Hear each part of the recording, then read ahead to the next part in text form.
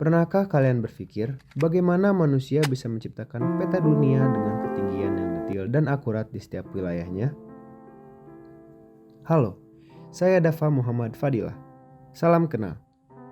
Apakah kalian tahu apa yang sedang dilakukan oleh dua orang di belakang saya ini? Kegiatan yang sedang mereka lakukan yaitu pengukuran sifat datar menggunakan waterpass.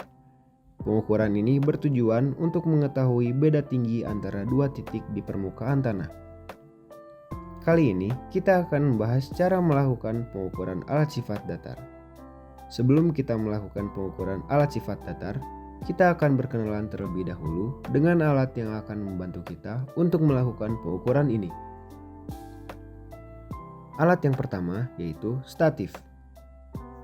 Statif merupakan alat untuk mendirikan waterpass di lapangan. Statif ini memiliki kaki 3 yang dapat di-setel ketinggiannya. Statif dapat terbuat dari kayu atau dari metal aluminium sehingga lebih ringan.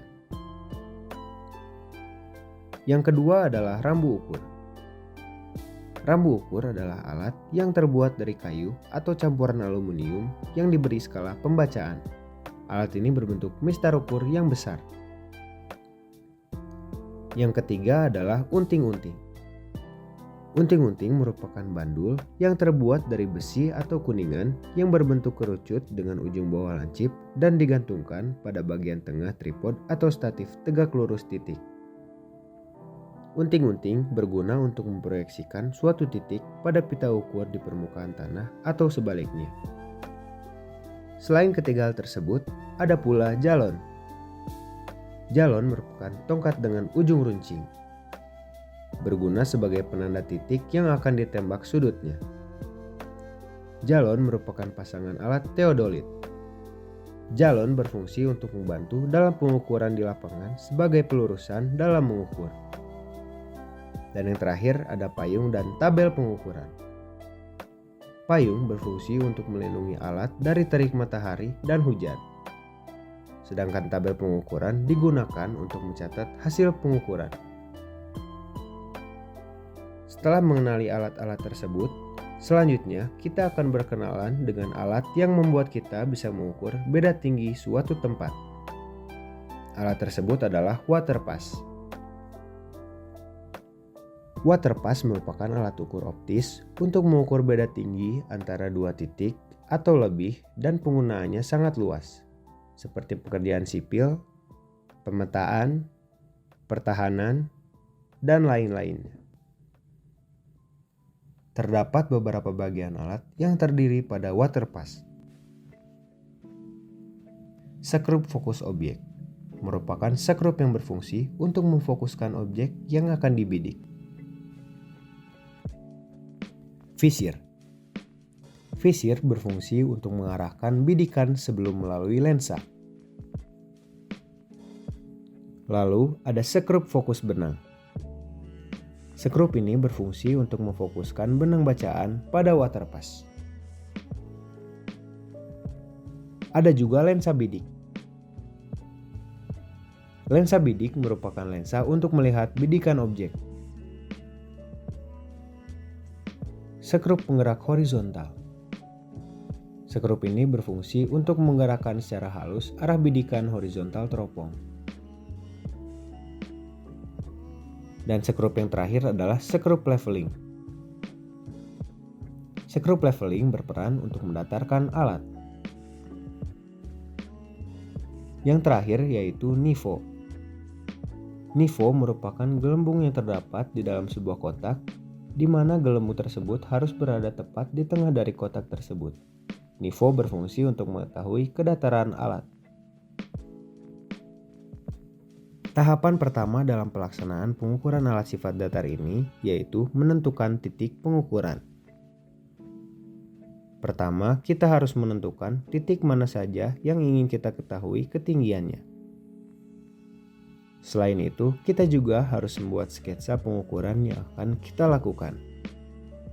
Pada pengukuran ini, kita akan melakukan pengukuran sebanyak 4 titik, yaitu dimulai dari P1, P2, P3, dan P4. Setelah menentukan titik pengukuran, kita akan memasangkan jalon sesuai dengan sketsa yang telah kita buat. Hal ini dilakukan untuk menandai titik-titik yang akan kita ukur. Jalon ini akan ditancapkan di titik P1, P2, P3, dan P4.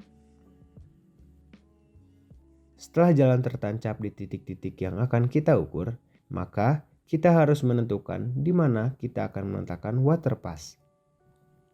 Water pass harus diletakkan di antara titik-titik yang kita ukur. Setelah kita mengetahui di mana kita harus mendirikan alat, selanjutnya kita akan mendirikan statif dan juga harus dikencangkan. Setelah itu, pasangkan water pass dengan statif melalui sambungan yang terdapat di bagian bawah water pass. Setelah alat terpasang dengan baik, tahapan selanjutnya yaitu menyeimbangkan gelembung nifo dengan cara memutarkan skrup leveling sehingga gelembung nifo tepat berada di tengah. Tahapan selanjutnya dari pengukuran sifat datar ini yaitu memasangkan rambu ukur di atas titik yang telah kita tandai. Pastikan kalian memegang rambu ukur dengan tidak menutupi rambu ukur pada bagian bacaannya. Setelah rambu ukur berdiri, lakukan bidikan kasar dengan cara melihat segitiga yang terdapat pada visir. Arahkan alat sampai visir tepat mengarah pada rambu ukur. Setelah itu, lakukan bidikan pada lensa.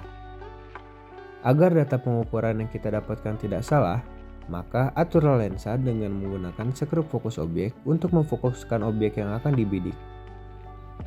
Lalu gunakan skrup fokus benang untuk memfokuskan benang bacaan pada water pass. Dan gunakan skrup menggerak horizontal untuk menggerakkan secara halus arah bidikan horizontal teropong. Setelah objek dan benang bacaan sudah jelas, kita akan melakukan tahapan yang paling penting, yaitu melakukan pembacaan rambu ukur. Hal yang harus kita cermati yaitu 3 benang yang akan terlihat pada lensa. Benang tersebut berfungsi untuk mengetahui ketinggian dari titik tersebut.